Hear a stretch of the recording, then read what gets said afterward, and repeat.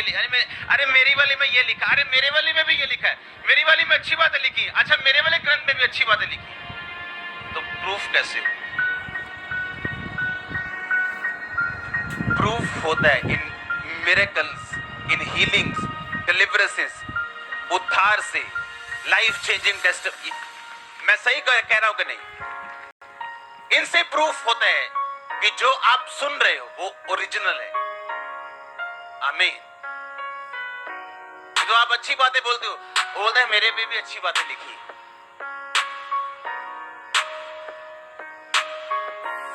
कौन हमें अलग करता है? पवित्र आत्मा की सामर्थ्य और वरदान हमें अलग करते हैं दूसरों से, और इसीलिए शैतान सबसे ज्यादा विरोध इन्हीं चीजों का करता है, क्योंकि यही चीजें इफेक्टिव हैं किंगडम में, जो आपकी लाइफ को चेंज कर सकती है। मेरी जिंदगी मिरेकल्स देख के बदली है, क्योंकि मेरी लाइफ का ये बिगेस्ट ये ड्रीम था कि मैं हीलिंग ले सकूं। प्रभु का प्लान सिर्फ हीलिंग देना नहीं था, उसने मुझे अपने प्यार में आगे बढ़ाया, मुझे डिलीवर किया, साफ किया, पाक किया। लेकिन शुरुआत कहां से हुई? इंटरनेट पे मिरेकल्स देखे मैंने, खुदाबंद के, जो मेरी आंखें खोलने वाली थी। आमीन। और बाइबल कहती परमेश्वर ने अपनी चर्च में अपने लोगों में वरदान दिए, किसी को हीलिंग का, किसी को सामर्थ्य के काम करने की शक्ति। क्यों परमेश्वर वरदान दे अगर जरूरत नहीं है तो?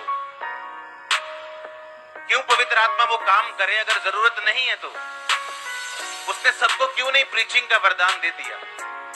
लेकिन पवित्र आत्मा ने कहा किसी को चंगा करने का, किसी को सामर्थ्य काम करने का, किसी को भविष्यवाणी का, किसी को विश्वास का, किसी को ज्ञान का, किसी को बुद्धि का, किसी को गैर भाषा का, किसी को गैर भाषा का अर्थ बताने का, किसी को आत्माओं की परख का परमेश्वर ने वरदान दिया। क्यों पवित्र आत्मा वो काम करे अगर जरूरत नहीं है तो? उसने सबको क्यों नहीं प्रीचिंग का वरदान दे दिया?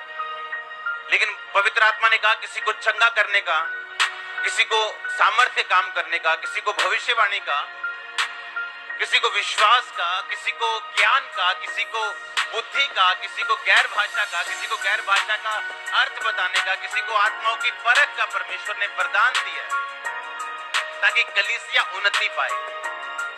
आमीन। और इसलिए शैतान इन वरदानों का विरोधी है, क्योंकि उसे चुभते हैं ये।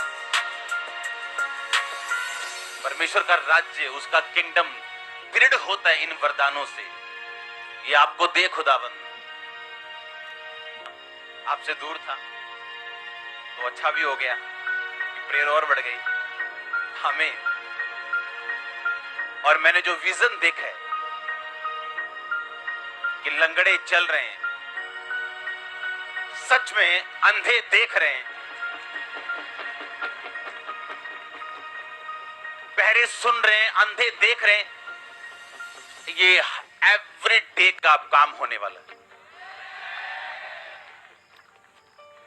जिस शैतान को अभी इतने से मिरेकल्स में मिर्ची लग रही, उसको तैयार रहना चाहिए, बोरियां मिर्ची की आने वाली।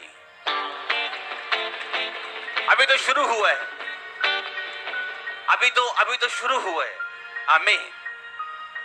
क्योंकि ये फायर जो है, ये पावर जो है, ये आग जो है, ये बुझने वाली नहीं, ये बढ़ने वाली। आमीन। और मैं तैयार हूं खुदावंद से उस दर्शन को रिसीव करने के लिए, उस अगली ग्रेस को ग्रहण करने के लिए, और आपको साथ लेके जाने के लिए।